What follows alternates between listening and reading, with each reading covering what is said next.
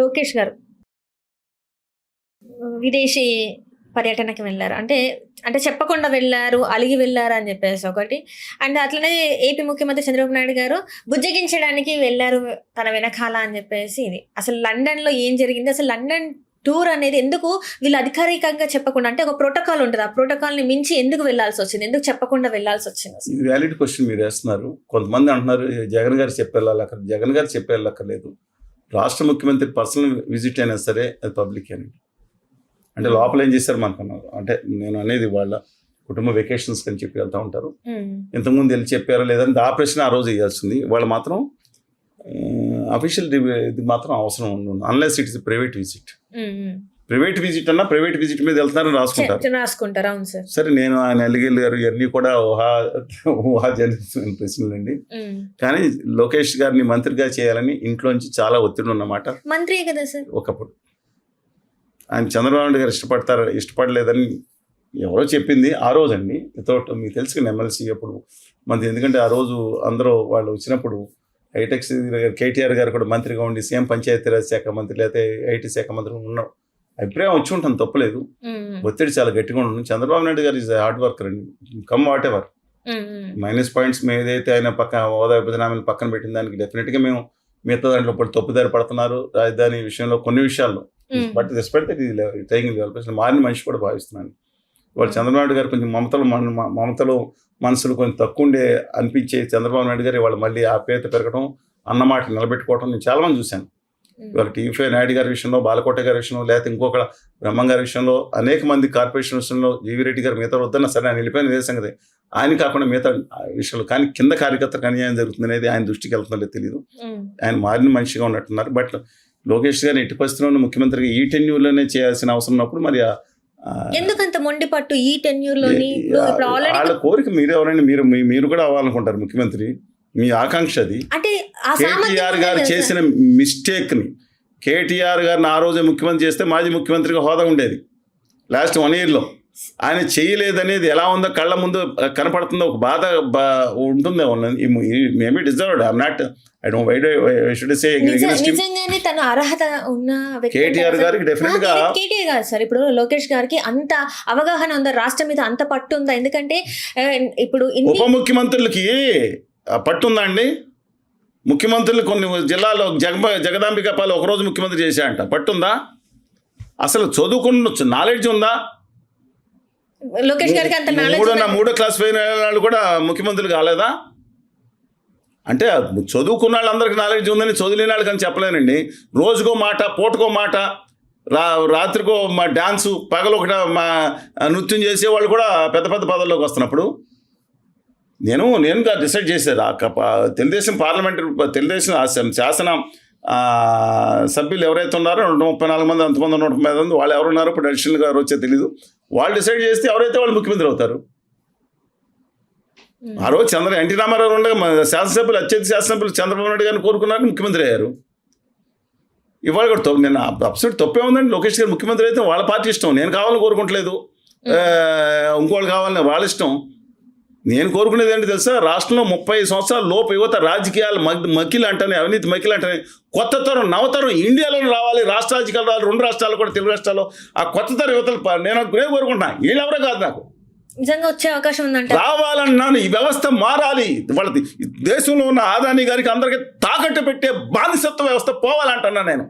నా తెలుగు బిడ్డలు ఎవరన్నా ఉన్నాయి, వాళ్ళకి హక్కులు కాకుండా తీసుకెళ్ళి తాకట్టు పెట్టారు. అక్కడ తీసుకెళ్ళి గుజరాతీ గద్దలు తన్నుకుపోయినాయి. అక్కడికి వాళ్ళ చెప్పులు మోసే దౌర్భాగ్య స్థితికి వాళ్ళ తెలుగు జాతి వెళ్ళిందా? 13.5 కోట్ల తెలుగు జాతి ఎక్కడి నుంచి ఎక్కడికి వచ్చిందండి? వాళ్ళ మత విద్వేషాలు, కుల విద్వేషాలు రెచ్చగొట్టి వాళ్ళ పావులాళ్ళు కలుపుకుంటా వాళ్ళ పదవులాళ్ళు లో ఎక్కుతున్నారు. నా తెలుగు జాతి బిడ్డలని నంచేస్తున్నారు. అందుకని అదంటే డిఫరెంట్ అండి. కానీ ఇవాళ అడుగుతున్నాను, ఇవాళ వాళ్ళ the prerogative of Telugu Desam party assembly members వాళ్ళ అది అయితే వచ్చు. కానీ నా అభిప్రాయం ప్రకారం బిఫోర్ ఎలక్షన్స్, ఆ తర్వాత కళ్యాణ్ గారికి ఏ హామీ ఇస్తారో తెలియదు. ఉత్తరాది సనాతనవాది వాడు ఎవరు కలిసి ఏంటో చేస్తారో తెలియదు. ఆ లోపు లోకేష్ గారిని ముఖ్యమంత్రి చేయాలని ఒత్తిడి గట్టిగా ఉందని నా అభిప్రాయం. నేను వినికిడి, నా అభిప్రాయం కాదండి, సారీ. బయట వినిపిస్తున్న వార్తలైతే ఎక్కువ వినిపిస్తుంది. ఉగాది తర్వాత ఖచ్చితంగా ముఖ్యమంత్రి ఇప్పుడే చంద్రబాబు నాయుడు గారు అలా అనుకోరండి. ఆయన వెరీ సీజన్డ్ పొలిటీషియన్. ఉగాది తర్వాత మరి నారా లోకేష్ గారికి ఆ పట్టాభిషేకం ఉండదు అంటారు మరి. పట్టాభిషేకం మీరు అనొచ్చు, అది వ్యంగ్యమైన వర్కౌట్ మేబీ. నేను అనుకుంటున్నాను 29 లోపే ఖచ్చితంగా ఆయన ముఖ్యమంత్రి అయ్యే అవకాశం ఉందేమోనని భావన ప్రజలు చెప్తుంది కానీ కాదు, వర్గాల నుంచి చెప్తుంది. కానీ అంటే ఇక్కడ చర్చించుకోని ఏవైనా అవి అక్కడికి వెళ్ళి ఏం చర్చిస్తాను, ఊరుకొని ఇంట్లో చర్చించుకోలేకుండా అదేం లేదు. మరి ఏముంది వాళ్ళ వ్యక్తిగతం ఏమో నాకు తెలియదండి, అది గవర్నమెంట్ నుంచి అఫీషియల్గా వస్తుంది.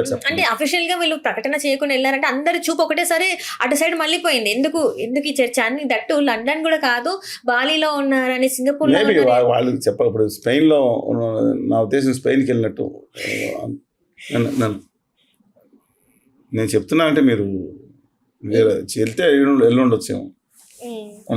ఇట్లాంటి ఊహాగానాలు అయితే వస్తున్నాయి కానీ బట్ పాలన మీద ఏదైతే ఉందో నేను మోస్ట్ కాన్సన్ట్రేషన్ చేయాల్సిందండి. మనం ఆంధ్రప్రదేశ్లో యువత మీద, వాళ్ళ భావితరాల భవిష్యత్తు మీద, వాళ్ళకు ఉండే ఉపాధిల మీద, అదానీ గారు, అంబానీ గారు లేదా మిత్తలు కాదు, గుజరాతీ మార్వాడీలు వాళ్ళ దగ్గర సెక్యూరిటీ గార్డులు కాదని మన యువకులు కూడా గొప్పగా అక్కడ ఎదిగి వీళ్ళు 10 ఇండస్ట్రీలు మిగతా చోట పెట్టే స్టేజ్కి వెళ్ళాలని నా ఉద్దేశం తప్ప దానికి ఒక పాజిటివ్ ఆస్పెక్ట్లో మనం తీసుకోవాలి అని ఆలోచిద్దాం. అందుకని వాళ్ళ వ్యవహారం వ్యక్తిగత వ్యవహారం అయితే ఇద్దరు రాష్ట్ర ముఖ్యమంత్రి ఇద్దరు కాబట్టి చెప్పాల్సిన అవసరం ఉంది, అది ప్రజలు తెలుసుకోవాలి. ఇప్పుడు జగన్మోహన్ రెడ్డి గారు చెప్పకుండా వెళ్ళిపోయారని వీళ్ళంటే వాళ్ళిద్దరు రాజకీయ ఆరోపణలు ఉంటాయి. But they need to inform public, information public relations కానీ వాళ్ళ సిపిఆర్ ఎవరున్నారు నాకు తెలియదు, చీఫ్ పబ్లిక్ రిలేషన్ ఆఫీసర్స్ వాళ్ళు చెప్పాల్సిన అవసరం ఉందని నా భావన అండి. అంత మీకు తెలిసే వాళ్ళు పర్సన్ అంటే పర్సన్ చెప్పచ్చు, సబ్సిడీ దారు వాళ్ళ హక్కు అది. మనం వాళ్ళ ప్రైవసీ జీవితాన్ని మనం ఎలా గడుపుతాం. అండ్ అట్లనే చూసుకున్నట్టయితే సార్, ఇక్కడ తెలంగాణలో అసెంబ్లీ సెషన్స్ లో మళ్ళీ చంద్రబాబు నాయుడు గారి పేరు వినిపించింది. ఎందుకు అంటే నేను చెప్పడం వల్లనే రాయలసీమల ఎత్తిపోతల ప్రాజెక్ట్ ఏదైతే ఇరిగేషన్ ప్రాజెక్ట్ ఉందో దాన్ని ఆపేశారు చంద్రబాబు నాయుడు గారు అని చెప్పేసి ఇక్కడ తెలంగాణ ముఖ్యమంత్రి రేవంత్ రెడ్డి గారు మాట్లాడడం జరిగింది. సో ఈ వ్యాఖ్యల్ని ఎట్లా చూడాలి అంటే, ఇప్పుడు తన స్వార్థం కోసం రాయలసీమ వాళ్ళకి ద్రోహం చేశారనుకోవాలా, మరి ఏమనుకోవాలి సార్ దీన్ని? అంటే మీరు సమస్య నేను ఒకటి చెప్తున్నా, రాయలసీమ లిఫ్ట్ ఇరిగేషన్ నిజంగా అక్కడ పెట్టినప్పుడు జగన్మోహన్ రెడ్డి గారు లేదా ముందు రాజశేఖర్ పోతిరెడ్డి పార్టీని వెడల్పు చేశారు. ఆ రోజు ఎన్టీ రామారావు గారిని చూశారు. ఎన్టీ రామారావు గారు కానీ తర్వాత కానీ ట్రైడ్ ద లెవెల్ బెస్ట్ మీద తీసుకెళ్ళడానికి, మనం చిన్న క్రాస్ రెగ్యులేటర్ వరకు తీసుకెళ్ళడానికి. కానీ యాక్చువల్గా ఆ నీళ్ళు నా మిత్రుడు దశరామరెడ్డి గారితో మాట్లాడాను 10 నిమిషాల క్రితం. నిన్న కూడా నేను తిరుపతిలో ఉండగా అక్కడ మిత్రులతో కూడా మాట్లాడటం జరిగింది. ఇలా జరుగుతుంది కదా అని. 299 టీఎంసీఎస్ లేమన్నారు. అసలు అదే తప్పు అనేవాళ్ళు కూడా చాలా ఖచ్చితంగా ఉన్నారు. 299 టీఎంసీకి అధికారం లేదు తెలంగాణకి అని డైరెక్ట్గా కాగితాలు చూపించారండి నాకు నిన్న. దాని మీద కాకుండా ఇది గొడవ జరుగుతుంది, అదొక ఇష్యూ. సరే, కమింగ్ బ్యాక్ టు యాక్చువల్గా మహబూబ్నగర్ జిల్లా 2 తెలుగు రాష్ట్రాలు వెనక్కి నెట్టివేయబడిందండి. దాదాపు దాంట్లో నదీ ఆదిలాబాద్ ఎలా ఉంటుందో నదీ పరివేషితమై దాంట్లో ఒక గద్వాల రీజన్కి అయితే రాయచూరు నుంచి కలిపారు ఇప్పుడు మహబూబ్నగర్లో. కింద ఏమో తుంగభద్ర ఉంటుంది, పైన కృష్ణ, దానిపైన అక్కడ భీమా కూడా యాడ్ అవుతుంది. అంటే కర్ణాటకలో నాకు ముందు యాడ్ అవుతుంది. అక్కడి నుంచి వచ్చిన దిండి నది కూడా ఇక్కడ చిన్నది అనుకోండి, అది దీంట్లో కలుస్తుంది. దిండి ప్రాజెక్ట్ కింద చూశారు, మహబూబ్నగర్ అడవుల నుంచి వచ్చేది ఇలా తిరిగి మళ్ళీ పైకి వస్తుంది. అంటే ఈ స్టెప్ అంటే సౌత్ ఈ స్టెప్ కూడా మహబూబ్నగర్ జిల్లాకి పరివేష్టితం ఉంది. పైగా మీకు అటు కూడా ఆగ్నేయం కూడా నీళ్లు ఉంటాయి. అలాంటిది అద్భుతమైన నేలలు ఉన్నాయి, విపరీతమైన విస్తారమైన నేలలు ఉన్నాయి. మంచి పంట చాలా చాలా రాష్ట్రీ నెగ్లెక్టెడ్ అన్ఫార్చునేట్. అలాగే మిగతా కొన్ని ప్రాంతాలు చిత్తూరు జిల్లాలో ఈ మొత్తం 23 జిల్లాలో అత్యంత కాలువల్లో ఉండే జిల్లా చిత్తూరు జిల్లా. మనం మాట్లాడేది అన్ని మాట్లాడుకోవాలి కదా. కానీ ఇవాళ రాయలసీమ అనేది తరతరాలు కనపడింది. అది బియాండ్ బేసిన్ అనే మాట చెప్తా ఉన్నారు.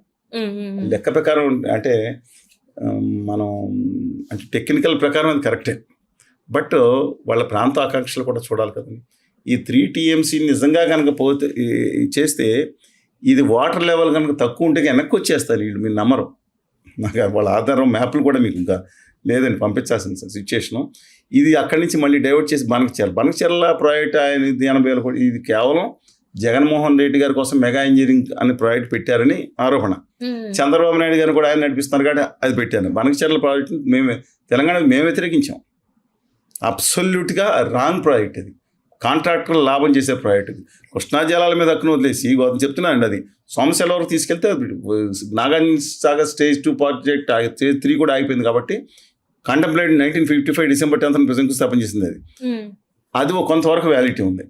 కానీ ఈ విషయంలో మాత్రం మీరు సరే నేను వాస్తవాలు అక్కడ Brijesh Kumar tribunal final judgement రాలేదు, అందుకని బచావత్ ప్రకారం నడుస్తున్న సందర్భంలో 2995 ఫైల్ ఇప్పుడైనా 1001 ఏదో ఇంటర్న్ జడ్జిమెంట్ ఇచ్చింది వేరే సంగతి. 3 టీఎంసీలు ఇష్యూ కాదండి ఇవాళ ఖచ్చితమైన స్థిరత్వం రావాలి. వాళ్ళు చంద్రబాబు నాయుడు గారు ఒప్పుకున్నారు, లేకపోతే జగన్మోహన్ రెడ్డి గారి టైంలోనే దానికి అడ్డంకి పడింది, తెలుసు కదండి. చంద్రబాబు నాయుడు గారు చేసింది ఆయన ఒప్పుకున్నారనేది వాళ్ళు ఎవరు మాట్లాడుతున్నారు? ఒక రాష్ట్ర ముఖ్యమంత్రి మాట్లాడినప్పుడు రెండో రాష్ట్ర ముఖ్యమంత్రి చెప్పాలి కదా వాస్తవాలు. స్పందించలేదు సార్ ఇక్కడ. అందుకని ఇవాళ రేవంత్ రెడ్డి గారు వెరీ షూడ్ పొలిటీషియన్. అంత దమ్ము ధైర్యం లేకపోతే ఆయన రాష్ట్ర ముఖ్యమంత్రి అయ్యేవారు కదా. ఎక్కడికి వెళ్ళారు? 2008లో కలగన్నారు, ముఖ్యమంత్రి అయిపోయారు 2003. అందుకని ఆయన వచ్చే దాంట్లో ఏదైనా అలాగే వెళ్తారు. ఆయన 2015లో అనుకుంటా కూర్చుంటే నేను హైకోర్టులో ఎలక్ట్రిసిటీ మీద ఏదో ఇంకా ఇతర విషయాల మీద వేసినప్పుడు ఎలక్ట్రిసిటీ విషయంలో ఆయన మాట్లాడతా 54% కరెంట్ ఇమ్మని చెప్పి ఆ మొత్తం ప్రాజెక్టులో తెలంగాణకి ఎక్కడ విభజించటంలో ఎక్కడ లేదు. CGSలో కానీ మిగిలిపోయిన కరెంట్ అని ఉంటుంది దాంట్లో. నేను జయరామ్ రమేష్ గారు మీ అందరం కూర్చొని మాట్లాడుకున్నాం. దానికి విభజన బిల్లు టైంలో కూడా నేను ఉన్నానండి అక్కడ. We're tried our level best. Unfortunately మిగతా వాళ్ళు ఇప్పుడు వచ్చిన కొంతమంది నాలెడ్జ్ ఉంటుంది, మిగతా వాళ్ళు అందరూ ఏం నాలెడ్జ్ ఉందో నాకు తెలుసు కానీ వాళ్ళకండి. ఆ నేపథ్యంలో అన్న కాగితాలు ఉన్నాయంటే ఉన్నాయన్న. 2 రోజు అసెంబ్లీ వెళ్ళి 50% కరెంట్ ఇవ్వకపోయినా సరే చంద్రబాబు నాయుడు గారు తెలంగాణకి ఇస్తున్నారు అని చెప్పి ప్రకటించారు. ఆయన ఎమ్మెల్యే కింద ఉన్నారు. ఆయన రేవంత్ రెడ్డి గారు చూశారు కదా, ప్రకటించేటప్పటికి ఆశ్చర్యపోయారు. తెలంగాణలో నిజం అన్నారు, ఏపీలో ఒక పట్టించుకోలేదు. నిజంగానే చంద్రబాబు నాయుడు గారు ఏపీ యొక్క హక్కులు, నేను మళ్ళా చెప్తున్నానండి, కొంత కాంప్రమైజ్ అయ్యి ఆ రోజు ఒప్పుకున్నమాట. ఇన్ని కాగితాలు ఇస్తాను, కోట్లు కాగితాలు ఇస్తాను, కోర్టులో ఉన్నాయి అన్నీ కానీ మిగతా డాక్యుమెంట్స్ కానీ ఇస్తాను. కానీ ఈ విషయం మాత్రం వేగ్ సబ్జెక్టు. తన క్రెడిట్ పెంచుకోవటం కోసం రేవంత్ రెడ్డి గారు చెప్పుంటారు. దీని మీద లేదంటారా సార్? అసలు 1% కూడా వాస్తవం లేదంటారా సార్? ఇవాళ జగన్మోహన్ రెడ్డి గారు ఒప్పుకున్నారా, కేసీఆర్ గారు ఉండగా, లేదా చంద్రబాబు నాయుడు గారు ఒప్పుకున్నారు? ఇప్పుడు ఏంటండి ఆంధ్రప్రదేశ్కి అన్యాయం జరిగిన సబ్జెక్ట్ వస్తుంది అక్కడ. అవును సార్, అదే. ఎందుకంటే నేను ఇది ఏ స్టేజ్ తీసుకెళ్ళిపోయారంటే, నేను అంతా తెలుగు జాతి ఒక్కడిగా ఉండాలని కోరుకునేవాడిని అండి. ఇవాళ భౌగోళిక బైఫర్కేషన్ ఏమి ఉండొచ్చు, కానీ మా సింగం 2 టీఎంసీల గురించి దెబ్బలాడుకునే సిచ్యువేషన్ వస్తే నేను ఒకటే చెప్తున్నాను, ఇలా వివాదాలు రెచ్చగొట్టి ఎవరికాళ్ళు స్వార్థ రాజకీయాల కోసం బయటకు వస్తున్న సందర్భంలో ఒకటే చెప్తున్నాను. ఇవాళ టీఎంసీ కోసం పోలీసులు కొట్టుకోవాల్సిన దౌర్భాగ్యత తీసుకొచ్చింది ఈ దిక్కుమాల రాజకీయ నాయకులు. ముందే చెప్పాను, విభజన ఇతని సందర్భంలో ముందే చేయాలని. కేంద్రంలో ఉన్న ఉత్తర ఆదాని గారి ప్రభుత్వం ఏం చేసింది? 6 monthsలో కూడా 2 రాష్ట్రాలకు పరిష్కరించకపోతే వాళ్ళు నిర్ణయం చెప్పాలి. వాళ్ళు చెప్పరు. తాంబూలతో తనుగు సావండి, వీళ్ళందరూ తనుగుసి వచ్చి మా గుజరాతీ పాలకుల దగ్గర కాళ్ళ దగ్గరకు వచ్చి తెలుగు బిడ్డలు అందరికి వచ్చి వాళ్ళు తాకట్టు పెట్టుకోవాలి, మాకు న్యాయం చేయమని అడగాలని దౌర్భాగ్యమైన భావనలు వాళ్ళు వెళ్ళారండి. ఇవాళ నేను ఇంకోటి అడుగుతాను, ఏంటి టీఎంసీ కొంచెం 3 టీఎంసీ ముందు దెబ్బలాడుకోవాలి మనం? అసలు బుర్ర ఉందా వీళ్ళకే? ఇవాళ ఆంధ్రప్రదేశ్ తెలంగాణ 2 ప్రభుత్వాలు కేంద్రంలో బచావత్ ట్రిబ్యునల్ దుర్మార్గం చేసిందని కేంద్రం సుప్రీంకోర్టులో వేసిందండి. మేము ట్రిబ్యునల్లోకి మేము వెళ్ళకూడదు, ప్రభుత్వాలు వెళ్ళాలి, మేము ప్రైవేట్ వ్యక్తులు వెళ్ళే హక్కు లేదని చెప్తున్నాను. ఇట్స్ హ్యావింగ్ సుప్రీంకోర్టుకు ఉన్నంత జ్యూడిక్షన్, అంత పవర్స్ ఉన్నాయి ట్రిబ్యునల్కి. మేము వెళ్ళి చెప్తే ఇతర రాష్ట్రాల నుంచి మొత్తం మిగిలిన జిల్లాలు పనిచేశారు, నాశనం అయిపోతుంది ఆంధ్రప్రదేశ్ తెలంగాణ భవిష్యత్ తరాల్లో 2 రాష్ట్రాలు కలిపిన వేస్తే కేంద్రంలోని ఆదాని గారు ఉత్తర భారత జనతా పార్టీ ప్రభుత్వం నేను చెప్తున్న అఫిడవిట్ తీసుకెళ్ళి సుప్రీంకోర్టులో వేసింది. మహానుభావ ఎందరూ మేము రాష్ట్రం 2 రాష్ట్రాల అందరికీ మంత్రులు అందరూ కలిసి తరలించండి బయటకు, మీరు గట్టిగా ఉద్యమించాలంటే పాపం వీళ్ళు ఏదో ప్రయత్నించారు, కానీ మళ్ళీ తీసుకెళ్ళి వీళ్ళెవరో తెలుగు వాళ్ళతో మనం మాట్లాడేది ఏంటని చెప్పి ట్రిబ్యునల్లో కేంద్ర ప్రభుత్వం మన 2 రాష్ట్రాలకు వ్యతిరేకం వేసి ఆఖరికి మోడీ గారు ఒకటి తంపు పెట్టారు. ఈ 2 రాష్ట్రాలు మేము అది మార్చుకోం, ఇతర రాష్ట్రాలకు లాభం చేస్తాం, మా ప్రభుత్వం ఉన్నట్టు అనుకున్నట్టు మీరు కొట్టుకోండి మిగిలిన దాంట్లో కాట్లాడబెట్టి పోయాడు ఆయన. ఇప్పుడు మనం కొట్టుకోవాలన్నమాట. నేను ఒకటి అడుగుతా ఉన్నాను, కొయినా డ్యామ్ ఉంది, ఆంధ్ర పవర్ ప్రాజెక్ట్స్ ఉన్నాయి ఎక్కడ మహారాష్ట్రలో వందలాది టీఎంసీలు, మళ్ళీ రిపీట్ చేస్తున్నానండి, వందలాది టీఎంసీల నీరు, మంచినీరు, వెస్ట్రన్ ఘాట్స్ నుంచి మనైపు రావాల్సిన నీరుని ఒక పెన్ స్టాక్ పెట్టి అది తీసుకెళ్ళి 100 టీఎంసీలని అరేబియా సముద్రంలోని ఉప్పు నీటితో కలిపేస్తున్నారు. అదే కనుక మనం వస్తే ఆలమట్లో వస్తారు, కరెంట్ తెప్పొచ్చు, నారాయణపూర్లు తెప్పొచ్చు, శ్రీశైలం తెప్పొచ్చు, జోరాలు తెప్పొచ్చు, శ్రీశైలం తెప్పొచ్చు, నాగాన్ సార్ పులిచెంతలో కూడా కరెంట్ తెప్పొచ్చు. ఇది మనం తక్కువైతే మనం ఇద్దాం, కరెంట్ నీళ్లు కొనుక్కొస్తాం. 200 టీఎంసీని తెచ్చుకుని హక్కుంటే అక్కడ పోట్లాడే ధైర్యం లేక కోస్తా తెలంగాణ రాయలసీమ తంపు పెడుతున్నారు ఈ రాజకీయ నాయకులు. వందల టీఎంసీలు నేను ప్రశ్నిస్తున్నాను. 100 టీఎంసీలు కేసీఆర్ గారు అన్నారు, ఆల్మెంట్ ఎత్తి పెంచుకోమన్నారు. ఆయన కారణాలు ఏమున్నాయో 100 టీఎంసీలు అగస్త్యతనం లాగా తీసుకెళ్ళి మంచినీటిని తీసుకెళ్ళి పవర్ తిప్పేసి ఆ Tata project Andhra power projects తీసుకెళ్ళి కానీ దాని గురించి ఎందుకు మాట్లాడలేదని మీ 3 టీఎంసీల గురించి ఎక్కువ వచ్చిందా? అసలు ఫస్ట్ 854 టీఎంసీ లెవెల్, తర్వాత 69 జీవో, నెంబర్ ఆఫ్ ఇష్యూస్ ఉన్నాయి అక్కడ. దాని గురించి మాట్లాడాలి. నాకు అర్థం కానండి, దేని గురించి ఎమోషన్ తెచ్చుకుంటున్నారు? తెలుగు రాష్ట్రం మీ స్వార్థం కోసం, మీ రాజకీయాల కోసం. ఏ పార్టీని అంటలేనా, అన్ని పార్టీలు ఉన్న వాళ్ళ గురించి మాట్లాడుతున్నాను నేను. అంటే మీకు అవకాశవాదం కోసం మీరు మాట్లాడుతున్నారా?